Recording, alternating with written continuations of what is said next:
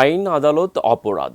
কুষ্টিয়ায় ইসলামী বিশ্ববিদ্যালয়ের সমাজ কল্যাণ বিভাগের সহকারী অধ্যাপক আসমা সাদিয়া রুনা তারই বিভাগের এক কর্মচারীর ছুরিকাঘাতে নিহত হয়েছেন। তাকে হত্যার পর ফজলুর রহমান নামের ওই কর্মচারীও নিজের গলায় ছুরি চালিয়ে আত্মহত্যার চেষ্টা করে। ধারণা করা হচ্ছে অন্য বিভাগে বদলি করায় ক্ষোভ থেকে এ হত্যাকাণ্ড হয়ে থাকতে পারে। কুষ্টিয়া প্রতিনিধি শরীফুল ইসলামের পাঠানো তথ্য ছবিতে ডেস্ক রিপোর্ট। ইসলামী বিশ্ববিদ্যালয়ের সমাজ কল্যাণ বিভাগে বুধবার ছিল ইফতার আয়োজন। তার প্রস্তুতির মাঝেই বিকেল 5টার দিকে হঠাৎ বিভাগের সভাপতি সহকারী অধ্যাপক আসমা সাদিয়া রুনার কক্ষ থেকে ভেসে আসে আর্তচিৎকার। শিক্ষার্থীরা ছুটে গিয়ে দেখেন কক্ষটি ভেতর থেকে বন্ধ। দরজা ভেঙে ভেতরে ঢুকে দেখা যায় রক্তাক্ত শরীরে ওই শিক্ষিকা মেঝেতে পড়ে আছেন।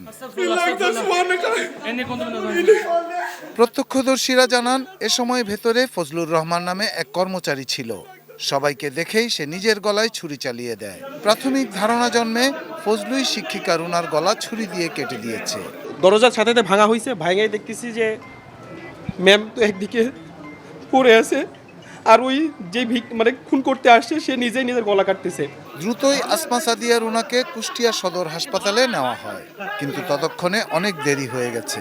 অতিরিক্ত রক্তক্ষরণে প্রাণ হারিয়েছেন তরুণ এই শিক্ষিকা। গাড়িতেও তার পালস আমরা খুঁজে পাইনি। যখন এখানে আসছে নিতে পারছি ওনাকে। অভিযুক্ত ফজলুর রহমানও হাসপাতালে চিকিৎসাধীন। পুলিশ জানিয়েছে সম্প্রতি তাকে রাষ্ট্রবিজ্ঞান বিভাগে বদলি করা হয়। শুধু এ সংক্রান্ত ক্ষোভ থেকেই এই নৃশংসতা নাকি অন্য কোনো কারণ আছে খুঁজছে পুলিশ। যেহেতু দরজাটি ভিতরে বন্ধ ছিল, ভিতরে দুজন রক্তাক্ত ব্যক্তি, তারপরে রুমের দরজা ভেঙে আবার ভিতরে প্রবেশ তাদের, এর সাথে অন্য আরো কোনো সম্পৃক্ততা কিছু আছে কিনা এগুলো আমরা ব্যাখ্যা বিশ্লেষণ করছি।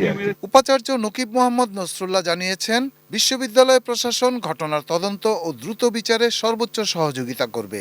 বিশ্ববিদ্যালয় প্রশাসনের পক্ষ থেকে তো আমাদের তদন্ত থাকবে ঘটনাকে উদ্ঘাটন করার জন্য।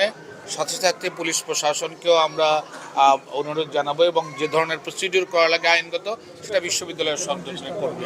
নিহত আসমা সাদিয়া রুনার বাড়ি কুষ্টিয়ার দৌলতপুর উপজেলার ফিলিপনগর গ্রামে। স্বামী কুষ্টিয়া পলিটেকনিক ইনস্টিটিউটের ইংরেজির ইনস্ট্রাক্টর ইমতিয়াজ পারভেজ ও 4 সন্তান নিয়ে তিনি শহরের কোটপাড়ায় বাস করতেন। Shahidul Rana, desk report, ATN news.